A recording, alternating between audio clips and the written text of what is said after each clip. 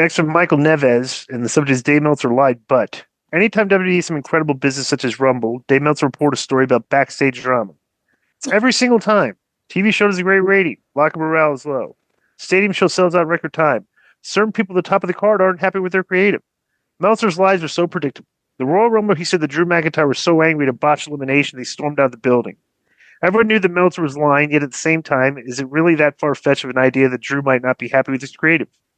The greatest storyline of 2024 was the Drew versus Punk versus Rollins angle, and we never got a triple threat match. Yet at Mania, we're getting Punk versus Rollins versus Reigns, while it seemed as if Drew McIntyre has moved down to the mid-card to work with LA Knight and or Damian Priest at Mania. I'm not saying that Priest and Knight are nobodies, but surely Drew is to think that he's being left out of a top spot. I had a conversation about this with somebody involved. Last night, 2 nights ago. LA Knight was a Sapphire after the Super Bowl. So the question here is, no, I think, I'm not a fan of Drew and Priest, but I'm a fan of Drew and LA Knight because that's good verbiage. That's good promo work. Two guys that are really good on the mic that are, that's entertaining television.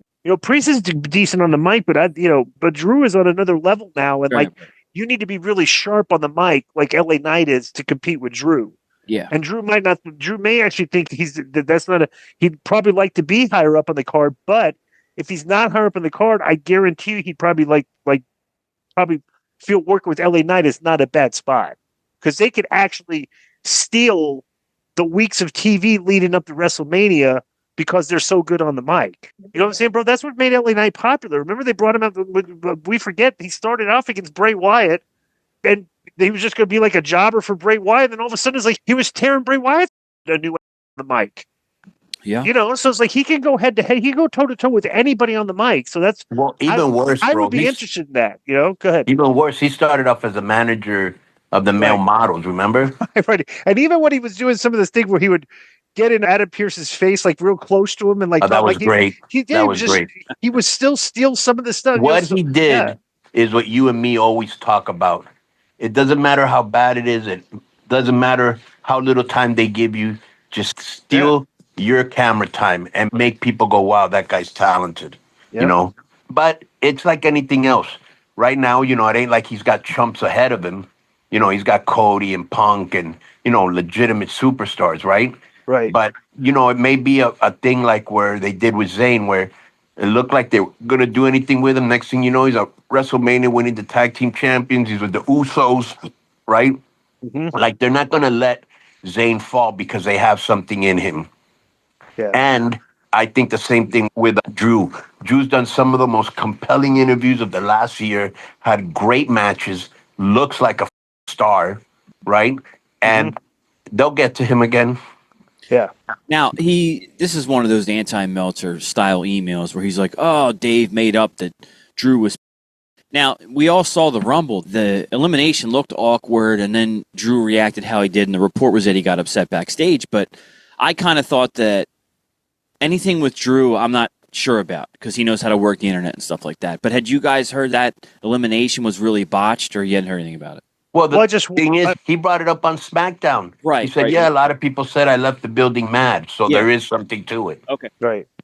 Watch the shows. Nothing. Yeah, but plus, too, I don't get the Observer.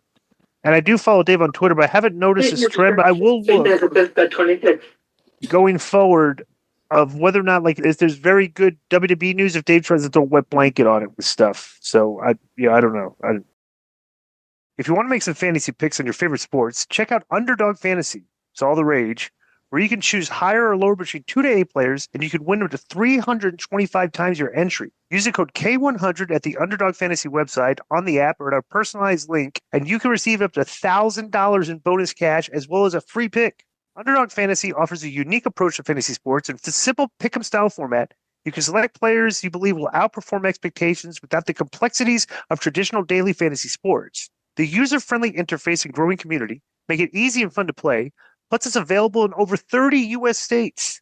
We will share our picks for you every week on K100 Sports. You can follow along or play against us. So use the code K100 at UnderdogFantasy.com on the app or at the link included in the show notes and receive up to $1,000 in bonus cash plus a free pick. UnderdogFantasy.com. It's an underdog thing. And now, it's next with Gary Hans and says his subject is there just has to be heat there. Around this time of the year, there are always online leaks about WrestleMania plans, etc. The big ones have been spoken about a lot lately, especially because of what happened at Rumble 2025, is Roman Reigns versus Seth Rollins versus CM Punk. Now, I'm not saying that isn't a big match. It is. I have no doubt that WWE won't have some incredible creative plans for them to turn the match into something really special. But there's simply no match bigger than Roman Reigns versus The Rock. WWE are going to give us that match for Mania 40, but Cody Rhodes, and this has been confirmed by Triple H himself, went into business for himself, started calling Roman out in promos when he wasn't supposed to, and even messed up the plans for The Rock return to WWE. For those who don't know, Cody was supposed to get out of the ring and applaud The Rock, but instead he stayed in the ring with a boo face, and the loser IWC took it personally. My question is, surely there has to be some type of heaping going on between Roman and Cody due to this, no? Cody's marking has sabotaged the biggest match that could have ever happened, and I honestly doubt it ever will happen. While I'm here, Cody Rhodes' theme song is awful. Does the crowd react to it? Yes, but the song is absolute trash, and the lyrics are cringe. There's no heat there. Bro, all these guys at the top are doing massive business. They're making tons of money, you know. And here's the other FYI. They all want to work with each other. Right. I would agree with that. I do not understand why that song is so over. When it was an AEW, I thought it sucked, and I still do. Interesting. Next from Douglas Smith and subject to Cena 17. Well, you guys like rock. Do you like that song? No. Not really. That's all right. It's not bad. I thought it was an okay intro song or intro song, whatever. But then the band played it live once on an AEW show, and it was very bad. Very bad. Next is Douglas Smith. It's Cena 17 Championship. Hello.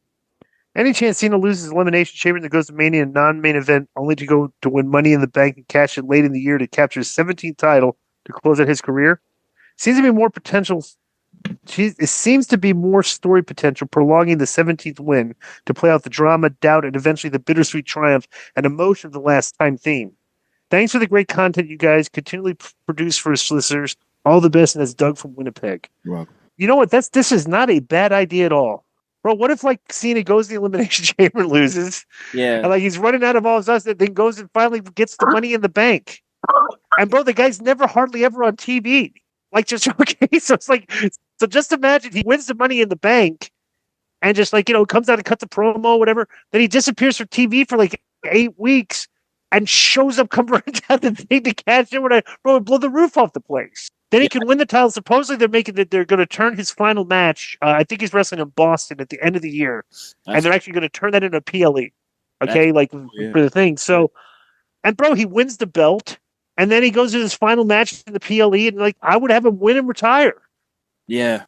So then they could have another tournament for the whoever's up for the. I don't know, but that's not a bad idea at all. That's true because because I think he's going to win the belt sometime this year. It's like, Doug, whatever anything's on the table.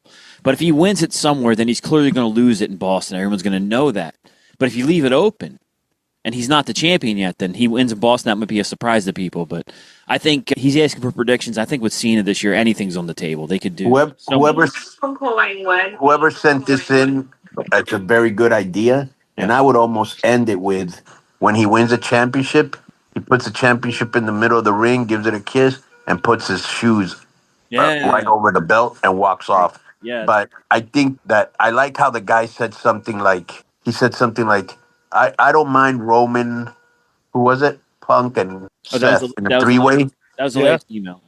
Okay. Then the guy said something like, because I know WWE will come up with something interesting. Right. And I bet you that is the general consensus with the majority of the fans and not the one that Ad, Vince, and Ben have.